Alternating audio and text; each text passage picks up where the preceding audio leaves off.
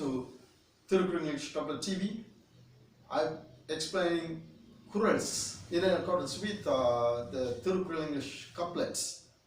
This is a book translated by me.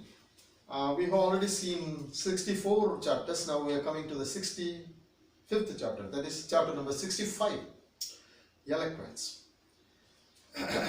Here he is a Solvanme. This is very important aspect for our life. He is talking about Solvanme.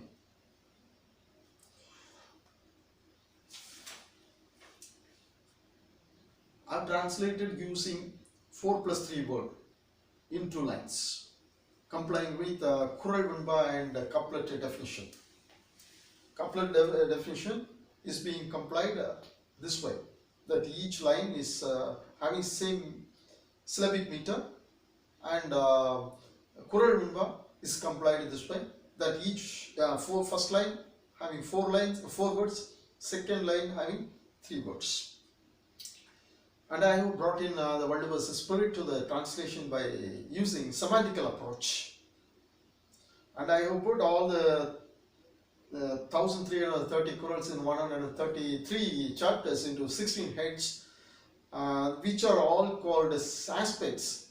And now we are in the 10th aspect called governance. It ends with 78th chapter. Now we are in the chapter number 65. Now let's start with the first one. The best wealth is salted speech only. Now he is talking about another one. Nanalam yenum nalanudamai. Annalam yanalathu ulladum antu. Which is the best wealth? Speech is the best wealth. Salted speech. It must be salted speech. Salted speech means you should not harm others, and it should be the seasoned one. It should be a seasoned one. That means it has been salted.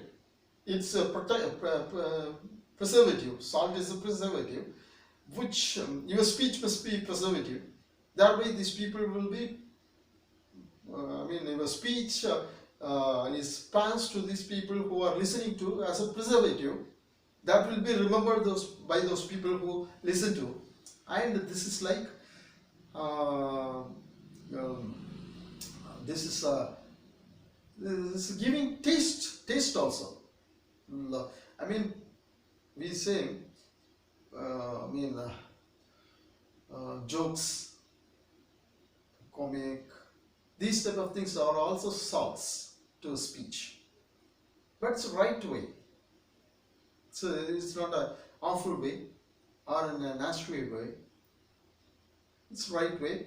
Salted speech, that is a wealth for a man. He can earn out of his salted speech because it's a preservative which will bring wealth to him. It's good. Eloquence is a salted speech. The best wealth, that is the best wealth.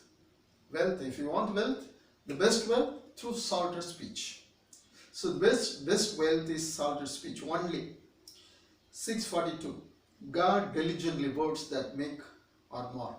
Your words only will make you get destroyed or get established. You will be established or you will be destroyed only through words. So be careful about your words. Be diligent about your words. Speak words rightly. Otherwise you will get destroyed. That is why ஆக்கமும் கேடும் அதனால் வருவதா ஆக்கமும் கேடும் அதனால் வருவதா ஆக்கமும் கேடும் அதனால் வருதலா அதனால் வருதலா which are through the words. ஆக்கம், your establishment or your destruction comes out of those words. Be careful about words, he says. Next one, 643 and 644.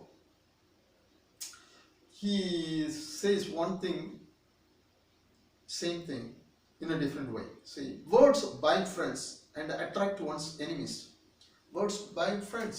Friends are being kept by words. If you use the right words, you will be binding friends. Friends will become sticky. They will be bound. Words will bind friends and attract one's enemies. Even enemies are attracted to you because of your words. Next one, 644. Speak considering place that excels virtues, wealth. If you speak considering place that excels virtues, wealth. Wealth and virtues are not that much important if you consider the place for your speech. So, barring virtues and wealth, the place is important for speech, making speech. So, we have to be very careful about the place wherein you are going to make a lecture or speech, give speech. If you want to give a speech or you want to make a lecture, you will be considering the place, which type of audience are coming. If you are talking very fantastically about some literature and people are there, the audience are not able to understand a single item of your speech, what is the use of your speech? You have to consider the place, then only you will succeed. Next one, speak thoughtfully that none can overcome thee. Speak thoughtfully that none can overcome thee. This is also another current. If you speak thoughtfully, nobody will overcome thee. You will be coming out of everything. Solluga sollai, piridor sol, acholai, vellum sol, inmayarinde. If you tell something, nobody should be able to tell you back, condemn you. If you tell such a word, you will be winning. So speak thoughtfully. If you are thoughtful, you can speak like that. If you are not thoughtful, you cannot speak like that. If you thoughtfully speak like that, what will happen if you thoughtfully speak like that? Nobody will be there to speak you back. They will accept it. That's the meaning. What is implied? They will accept you. Speak thoughtfully that none can overcome thee. Nobody can overcome. This can be used in the honorable quotes. When we speak, the other party should be calmed down. If you are thoughtful, you can do it. If you are prepared, you can do it. Otherwise, you cannot do it. If the other party is not prepared, cannot do it. You can overcome. That is what is spoken. Next Quran, 646. Diplomats advise attractively and are received promptly. Diplomats advise attractively. See, the diplomats are trained in such a way that they would attract even the enemy countries, nations, and they are received very attractively, promptly, immediately, because they speak very diplomatically. They even tell, I don't call it a lie, they use a diplomatic language. Thereby they understand that it's true, but it may not be useful for those people. They would think that it's useful, but it's not a lie. It is not truth also. It is something in between, which Oliver has explained about poimai, that language. Next one, 647.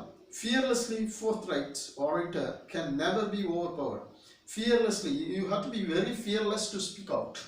That orator, that speaker can never be overpowered. Nobody will be there to overpower you if you are forthright and fearless. Next one, 648. Diplomats bind the world to act upon. Diplomats are those people who are engaged by the particular nation, concerned nation which he belongs to act with the other nation, to represent this nation. So these people bind the world to act upon. Why? Because they are very diplomat, speaking the right thing in the right place, right manner, right way, pleasing the other people, and using what is required, not telling all the truth, telling not any lie, that way. Next one, 649. Unprepared speakers long for a long speech. If you are not prepared, you will long for a long speech. You will not be able to speak in a few minutes or so. This is what Walter says. This exactly found in the Bible, Proverbs 17:27, where it said in 7 words, same 4 plus 3 words. He who has knowledge spare his words. Who has knowledge, spare his words. He who has knowledge, spare his words. 4 plus 3 word. As it is. I have taken it from the King James version of the Bible. So, you have to be prepared. When Winston Churchill was the Prime Minister of England, he was asked whether he could speak, why he is taking so much time to prepare for a short speech. He said, I have to prepare for a short speech. Then they asked, if you take this much time for a short speech, how much time would you take for a long speech? He said, very long, a very short time. See, for a short speech, he used to take a very long time. For a longer speech, it takes only a little time. So that is what. That is why unprepared speakers long for a long speech. We have to be very prepared to put everything in a short manner. That is why. 650 last word. The inexpressibly knowledgeable are like non-fragrant flowers. Flowers are fragrant. Flowers are loved by people only because it's fragrant. It's giving some smell, good smell to the people. Inexpressibly knowledgeable people. If you are knowledgeable but you are not able to express yourself, you are like a flower which is not giving any sweet smell. It's not fragrant, non-fragrant flower. Non-fragrant flower is good for nothing. It's good for nothing. It is good for nothing. It's not giving any smell. That is why the people who are knowledgeable, if they are not able to express themselves, what's the use of their having knowledge? Knowledge is to be expressed to others. That is the purpose of that knowledge. If you are not able to express yourself, your knowledge is useless. Like the flower having no fragrance. Fragrance without flower without fragrance is of no use.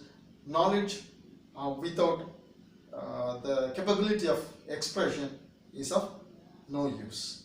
Therewith he ends this chapter number 65. Let's see the next word tomorrow. Thank you.